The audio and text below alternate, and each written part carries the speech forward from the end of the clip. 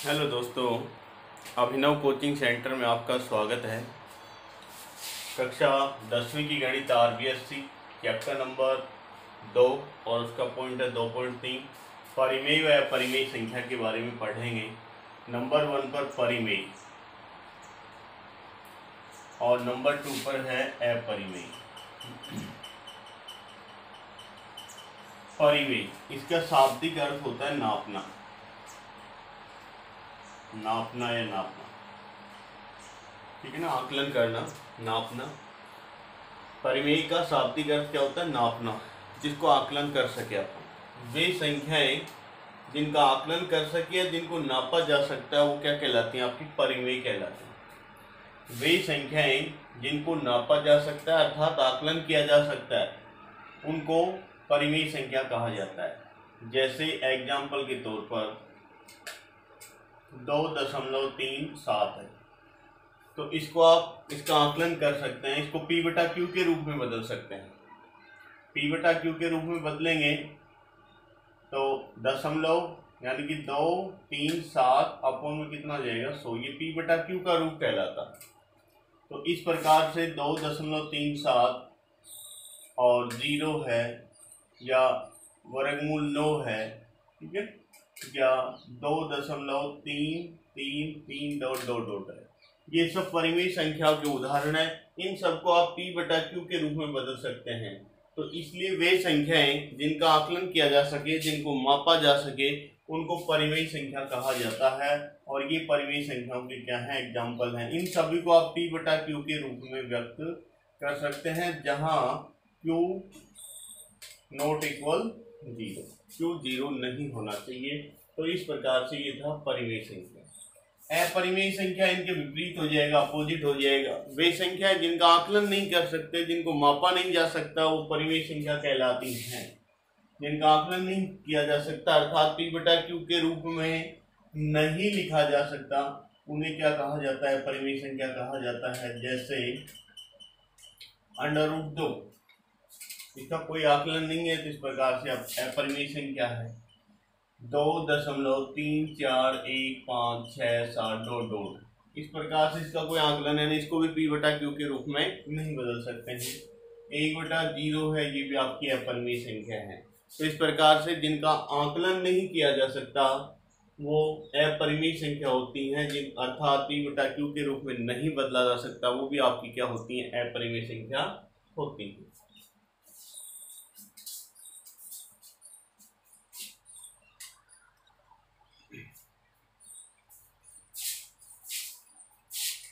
दो 2.3 में जो प्रमेय 2.4 है, प्रमाणित कीजिए कि √2 एक अपरिमेय संख्या। इस प्रकार का ये जो क्वेश्चन होता है बोर्ड में पूछा जाता है अक्सर। तो √2 एक अपरिमेय संख्या, इसमें जो सभी प्रश्न इसी प्रकार से सिद्ध करने होंगे कि अपरिमेय संख्या है।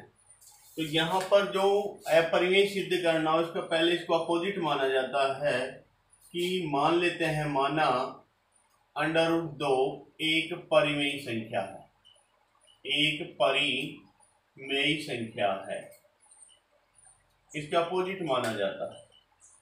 √2 एक परिमेय संख्या है।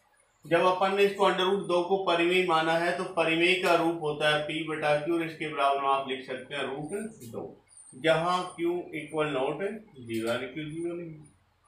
आप इसको सरल करेंगे तो ये प्राप्त हो जाएगा P बराबर में √2Q।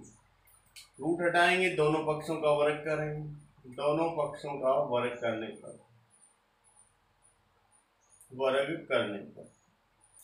जब आप दोनों पक्षों का वर्ग करेंगे तो ये प्राप्त हो जाएगा P² बराबर में 2Q²। √2 का वर्ग करेंगे तो केवल 2Q² प्राप्त होगा।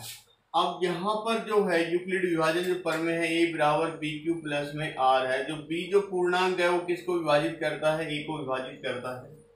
तो यहाँ जो B पूर्णांक किसको विभाजित करता है? A करता है। इसी प्रकार यहाँ 2 किसको विभाजित करता है? P² को पूरा विभाजित करता है, क्योंकि यहाँ पर जो प्लस R लिखा हुआ है यहाँ पर क्या है? +0 है। शेषफल क्या है? 0। तो इसका मतलब पूरा विभाजित करता है, तब शेषफल कितना प्राप्त हुआ? 0 हुआ। तो यहाँ पर अपन लिखेंगे 2 है जो P² को पूरा विभाजित करता है। दो पी स्क्वायर को पूरा पूरा विभाजित करता है, विभाजित करता है। दो पी स्क्वायर को पूरा पूरा विभाजित करता है। जब अपन इसमें भाग देते हैं तो पूरा पूरा विभाजित करता है, तो कुछ भागफल प्राप्त होता है, तो पी बराबर मान लेते हैं 2r है। यानी जब पूरा पूरा विभाजित करता है तो भागफल कितना प्राप्त हुआ, 2r प्राप्त हुआ। पी का मान रखेंगे तो ये प्राप्त हो जाएगा 2r स्क्वायर। पी का मान रखने पर, पी का मान रखने पर जब आप पी का मान रखेंगे, यहाँ पर हमने 2r क्यों लिया है, क्योंकि आप जानते हैं जब दो किसी को विभाजित करता है तो दो अपने गुणज को विभाजित करता है। 2 4 6 8 इस प्रकार, यहाँ 4 ले सकते हैं, 6 ले सकते हैं, 8 ले, 5 नहीं ले सकते हैं। जब आप पूरा पूरा विभाजित कर रहा है, जब दो इसको पूरा पूरा विभाजित करता है तो दो अपने गुणज को भी पूरा पूरा विभाजित करता है। इस प्रकार 3 को विभाजित नहीं करता है, तो यहाँ पर 3r नहीं लिया जा सकता है, 4r ले सकते हैं, 6r ले सकते हैं। यदि यहाँ पर 5 होता है तो 5 किसको विभाजित करता है, अपने गुणज को करता है, 5 10 15 इस प्रकार से। तो 2 किसको विभाजित करेगा, अपने गुणज को, तो 2 का गुणज होता है 2 होता है, 4 होता है, 6 होता है। तो इस प्रकार यहाँ पर अपन 2r लिखा है इसके अकॉर्डिंग। तो पी का मान 2r है, तो पी का मान समीकरण 1 में रखने पर, पी का मान समीकरण 1 में रखने पर, समीकरण 1 में रखने पर, और जब 1 में रखेंगे तो यहाँ पर हो जाएगा पी स्क्वायर। पी का मान तो कितना है, 2r है, तो 2r का स्क्वायर बराबर हो जाएगा 2 क्यू स्क्वायर। इसको सरल करेंगे, 2 का वर्ग 4 और r स्क्वायर बराबर कितना हो जाएगा, 2 क्यू स्क्वायर। 2 से कैंसिल हो जाएगा कितने बार, तो 2r स्क्वायर बराबर क्या हो जाएगा, क्यू स्क्वायर। इसी प्रकार से यहाँ पर भी 2 किसको विभाजित कर रहा है, q को विभाजित करता है। 2 क्यू स्क्वायर को पूरा पूरा विभाजित करता है। तो इसका मतलब आप देख रहे हैं कि जो P और जो Q है ये दोनों विभाजित हैं। तो इनमें जो उभयनिष्ठ जो गुणनखंड है वो 2 है, जबकि जो P बटा Q की जो फॉर्म है वो एक अविभाज्य है, यानी ये किसी से विभाजित नहीं होती है। तो इस प्रकार से ये P और Q है, इनमें जो अभाज्य गुणनखंड क्या हुआ, उभयनिष्ठ गुणनखंड क्या प्राप्त हुआ, 2 गुणनखंड प्राप्त होता है, जबकि इसके अंदर कोई उभयनिष्ठ गुणनखंड नहीं होता है। तो P व Q में एक उभयनिष्ठ गुणनखंड, उभयनिष्ठ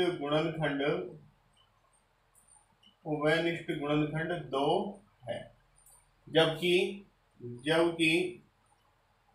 P व Q में एक उभयनिष्ठ गुणनखंड 1 होता है। क्या होता है, 1 होता है। तो इस प्रकार जो हमारी जो कल्पना है, हमने जो माना है वो गलत है। अतः हमने जो माना है वह असत्य है। √2 एक अपरिमेय संख्या है, अपरिमेय संख्या है। इस प्रकार से सिद्ध हो जाएगा। अधिकतर बोर्ड एग्जाम में पूछा जाता है कि √2 एक अपरिमेय संख्या है, सिद्ध कीजिए। इसके साथ में कुछ संख्या के बारे में पूछा जा सकता है, सभी का पैटर्न यही होगा। तो इस प्रकार से ये 2.3 में था, सिद्ध कीजिए कि अपरिमेय संख्या है या नहीं है। तो इस प्रकार से यदि ये वीडियो आपको अच्छा लगे तो लाइक कीजिए और सब्सक्राइब कीजिए। धन्यवाद।